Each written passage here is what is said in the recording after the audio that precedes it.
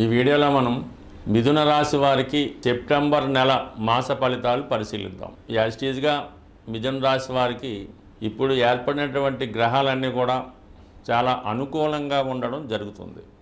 ఏదైనా ఒక గ్రహం జాతకుడికి అనుకూలంగా మారాలంటే వారి యొక్క రాశిలో శుభగ్రహం ఉంటే ఏ గ్రహమైనా కూడా శుభ ఫలితాలు ఇవ్వడం జరుగుతూ ఉంటుంది. అంటే జాతకుడు ఆ ప్రయత్నం మంచిగా జరుగుతూ ఉంటుంది, అతను ఆలోచన మంచిగా ఉంటుంది, దానివల్ల చేపట్టిన పనిలో కూడా కంపల్సరీగా విజయం సాధిస్తూ ఉంటాడు రాశి యందు శుభగ్రహం ఉన్నప్పుడు. ఇప్పుడు ఈ రాశి వారికి రాశి యందే గురుగ్రహ సంచారం. సో ఓకే, దానివల్ల వీళ్ళ ఆలోచన బాగుంటుంది, మంచి కార్యక్రమాలకు ప్రయత్నం చేస్తూ ఉంటారు. పైపెచ్చు ఈ గురువు సొంత నక్షత్రం మీద ప్రవేశించాడు, అంటే పునర్వసు నక్షత్రం మీద సంచరించడం అన్నది చాలా వరకు జాతకుడికి మంచి ఆలోచన. అంటే గురువు ఇంకా మంచి ఫలితాలు ఇవ్వడానికి జరుగుతూ ఉంటాడు. సాధారణంగా ఏదైనా గ్రహం ఒక నక్షత్రం మీద ఉన్నప్పుడు ఆ నక్షత్రాది ఫలితాలు ఇవ్వడం జరుగుతూ ఉంటుంది. అంటే మొన్నటిదాకా రాహు నక్షత్రం మీద ఉండడం వల్ల కొద్దిగా రాహు ఫలితాలు కూడా ఇవ్వాల్సి ఉంటుంది. అంటే ఒక విధమైనటువంటి గురుచండాల యోగం యాక్టివేట్ అవ్వడం వల్ల జాతకుడు కొన్ని సందర్భాల్లో తను చేసే ప్రయత్నాల్లో కొద్దిగా ఈ విధంగా అనెతికల్గా, చట్టానికి వ్యతిరేకంగా కొన్ని సందర్భాల్లో ఆలోచన ఆ విధంగా వస్తుంది. బట్ దాన్ని కంట్రోల్ చేసుకునే వారు కంట్రోల్ చేసుకుంటారు. ఇప్పుడు సొంత నక్షత్రం మీద ప్రవేశించడం వల్ల ఓన్గా తన ఫలితాలు ఇవ్వడం జరుగుతుంది. ఎవరి అజమాయిషి ఇంకా ఉండదు, తను సొంతంగా ఫలితం ఇస్తాడు కాబట్టి కంపల్సరీగా సప్తమ భావ ఫలితాలు, దశమ భావ ఫలితాలు ఇవ్వడం జరుగుతూ ఉంటుంది. మళ్ళీ ఇప్పుడు సప్తమ భావంలో ఏ గ్రహం లేదు కాబట్టి కంపల్సరీగా వివాహ సంబంధించిన విషయాల్లో మీకు సంపూర్ణ స్వాతంత్రం ఉంటుంది. మీకు నచ్చిన వారితో వివాహం జరగడం కానీ, మీరు ఏదైనా ఒక పరిచయం పెంచుకోవాలన్నా, ఎఫ్ఐఆర్లోకి వెళ్ళాలన్నా, కొత్తగా వ్యాపారం చేస్తూ పార్ట్నర్ని ఎన్నుకోవాలన్నా అది పూర్తిగా మీ స్వేచ్ఛ మీద ఆధారపడి ఉంటుంది. మీకు నచ్చిన వారిని చక్కగా ఎంచుకొని అటు వివాహం చేసుకోవచ్చు, లేదంటే వాళ్ళతో కొంతకాలం పాటు స్నేహం కూడా చేయవచ్చు. ఇది గురువు స్వతంత్రంగా ఉండడం వల్ల సప్తమ భావ ఫలితాలు మీకు అనుకూలంగా వస్తాయి. మరి దశమ భావం దగ్గర రాబోతులో కంటే మీనరాశి ఫలితాలు రావాలంటే మీకు అక్కడ శని గ్రహం ఉన్నాడు. అంటే శని వృత్తికారకుడు, పైపెచ్చి వక్రించి ఉన్నాడు.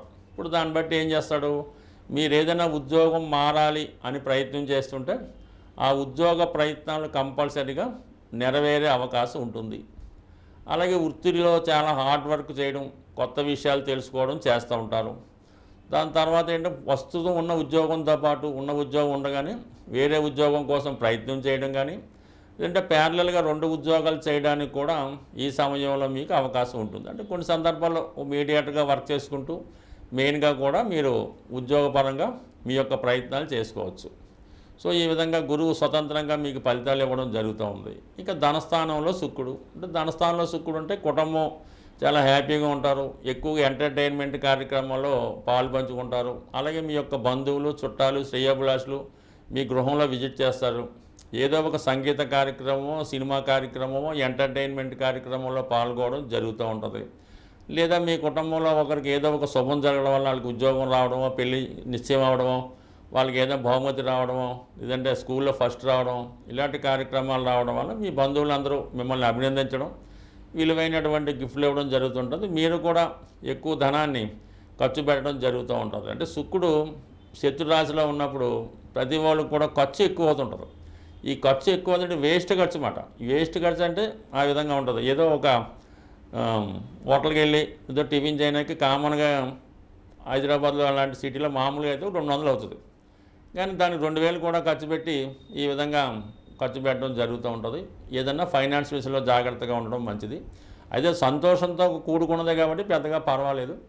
అదే 14వ తారీఖు సెప్టెంబర్ తర్వాత మనకి శుక్రగ్రహం 3వ స్థానంలోకి వచ్చి అక్కడ కేతుగ్రహంతో కలుస్తూ ఉన్నాడు. ఆ కారణం వల్ల అంటే మనీ విషయంలో మీకు సెప్టెంబర్ 2nd వీక్లో మాత్రం ఆర్థిక విషయాల్లో జాగ్రత్తగా ఉండాలి. ఇంపార్టెంట్ విషయాలకి మనీ ఇబ్బంది కలగవచ్చు. ముఖ్యంగా ఏంటంటే ప్రస్తుతం ఈ నెల 15వ తారీఖు వరకు కూడా తృతీయ స్థానంలో బుధాదిత్య యోగం ఏర్పడింది. అంటే బుధాదిత్య యోగం అంటే రాష్ట్రాధిపతి బుధుడు రవితో కలిసి ఉండడం వల్ల మీలో ఉన్నటువంటి టాలెంట్ పెరుగుతుంది, నైపుణ్యవంతంగా ఏ పనైనా చేయడం జరుగుతూ ఉంటుంది. మీ ప్రయత్నానికి ప్రభుత్వ అధికారుల సహకారం జరుగుతూ ఉంటుంది. ప్రభుత్వంలో ఏమైనా పనులు జరగాలన్నా, మీరు ఒక ఇంటర్వ్యూకి వెళ్ళాలన్నా, ఏదన్నా ఒక పోటీ పరీక్షలో పాల్గొవాలన్నా, అటు క్రీడారంగం వారికి వ్యవసాయ రంగం వారికి, రియల్ ఎస్టేట్ రంగం వారికి కూడా చాలా అనుకూలంగా ఉండడం జరుగుతూ ఉంటుంది. పైపెచ్చి మీలో ఉన్నటువంటి జ్ఞాపక శక్తి పెరుగుతూ ఉంటుంది. సో దాని తర్వాత మళ్ళీ మనకి 13వ తారీఖు సెప్టెంబర్ వరకు కుజుడు 4వ స్థానంలో ఉంటాడు.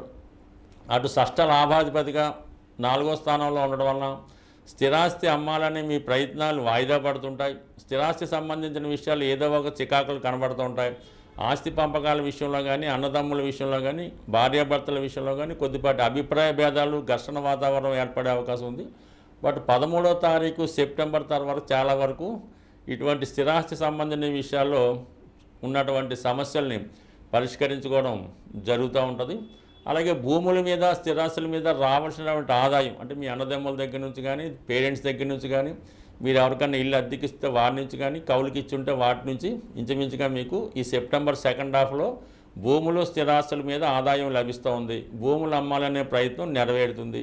రియల్ ఎస్టేట్ వ్యాపారస్తులకి అనుకూలంగా ఉంటుంది. ఏదేమైనా మిథున రాశి వారికి మంచి ప్రయత్నాలు ఎప్పుడు 100% నెరవేరుతాయి. కొద్దిగా ఆలస్యమైనా సరే ఈ ప్రయత్నంలో కంపల్సరిగా చాలా విషయాలు ఈ సెప్టెంబర్ నెలలో పెండింగ్ ఉన్న పనులు చాలా వరకు పూర్తవుతాయి. జ్యోతిష శాస్త్రం ప్రకారం జాతకంలో ఉన్నటువంటి దోషాలు అవి గోచారరీత్యా వాటిని అమలు చేయడం జరుగుతూ ఉంటుంది.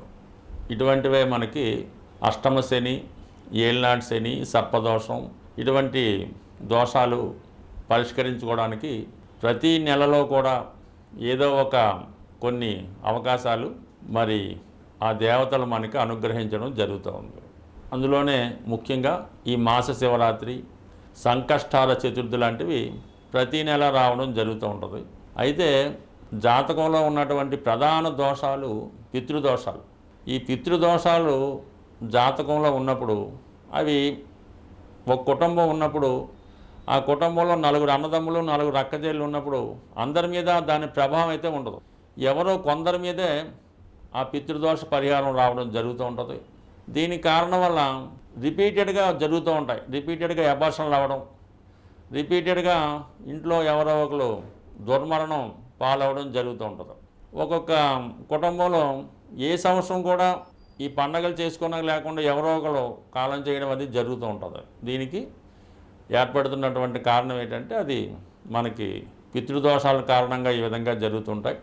అలాగే ఒక ఇంట్లో నిరుద్యోగులు ఎక్కువ మంది ఉన్నారు, పెళ్ళి కాకుండా ఉండిపోతున్నారు, వంశం అంతమైపోతుంది, ఇవి కూడా అదే కారణం అవుతుంటుంది.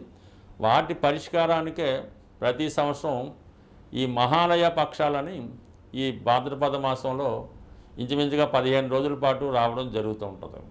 ఆ సమయంలో మీరు పితృదేవతల్ని సంతృప్తిపరిచే విషయంలో మీ యొక్క ఆచార ప్రకారం విధి విధానంగా దానికి సంబంధించినటువంటి పరిహార క్రియలు చేసుకోవాల్సి ఉంటుంది. అది చాలా రకాలుగా చాలా ఆచారాలు ఉంటుంటాయి. వెరీ సింపుల్గా చేసుకోవాలనుకుంటే గోవుకి సేవించడం, గోవుకి తగు విధంగా ఆహారం సమర్పించడం లాంటివి చేసుకోవడం కానీ, లేదంటే ఎవరైతే మీ పెద్దలు ఏ వయసులో అయితే వాళ్ళు చనిపోవడం జరిగిందో ఆ వయసులో ఉన్న వాళ్ళని సెలెక్ట్ చేసుకుని వాళ్ళకి చక్కగా మంచి వస్త్రాలు అవి పెట్టి వాళ్ళకి భోజనానికి అవి ఏర్పాటు చేసి కొంత బహుమతి రూపంలో ఇవ్వడం వల్ల కూడా ఆ పితృదోషాలు చాలా వరకు పరిష్కారం అవ్వడం జరుగుతూ ఉంటుంది.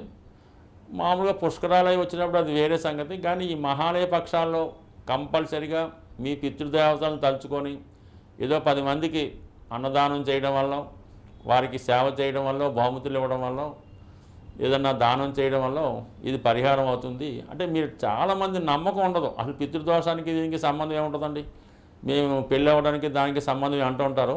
ఇది అనుభవించిన వాళ్ళకి తెలుస్తుంటుంది తప్ప మామూలుగా కవులు చెప్పేవాళ్ళకైతే కాదు. ఒకసారి 10 మందికి చేయడం వల్ల నష్టమైతే లేదు, కనీసం మీరు కాకపోయినా మీ తర్వాత తరమైనా బాగుంటుంది. కాబట్టి కంపల్సరిగా మీరు ఈ నెలలో వస్తున్నటువంటి మహాలయ పక్షాలు విధి విధానంగా మీకు ఎంత తాహత ఉంటే, ఎంత సహకరిస్తే అంతే చేయండి. పెద్ద ఎక్కువేం అక్కర్లేదు, ఒక వ్యక్తికి చేయండి చాలు, సరిపోతుంది. బట్ ఏదైనా మనం చేసిన దాన్ని బట్టే భగవంతుని యొక్క ఫలితం కూడా ఉంటుంది. పితృదేవతలు అన్నా కూడా కేవలం భగవంతుడితో సమానంగానే ఉంటారు తప్ప వాళ్ళేం పర్టికులర్గా ఏం కాదు. ఇదంతా కూడా సమాజం యొక్క శ్రేయస్సు కోసం, మన యొక్క మంచి కోసం మన ఋషులు మనకు నిర్ణయించారు. ఆ ఋషుల యొక్క గోత్రంతో మనం వెళ్తున్నాం కాబట్టి ఇది సదా ప్రతి ఒక్కరి మీద దీని ప్రభావం చూపుతుంటుంది. అది ఎల్లవేళ చూపించాలని రూల్ లేదు, ఎప్పుడో ఒకసారి దాని ప్రభావం వస్తూ ఉంటుంది. దానికి కొంతమంది బలవుతుంటారు. అలాగ అవ్వకుండా ఉండడానికి ఈ పరిహారాలు చేసుకుంటే సర్వదా అందరూ ఆనందంగా ఉండాలి, అందులో మనం ఉండాలన్నటువంటి సిద్ధాంతం ప్రకారం మరి సర్వేజన సుఖినో భవంతు. శాంతి.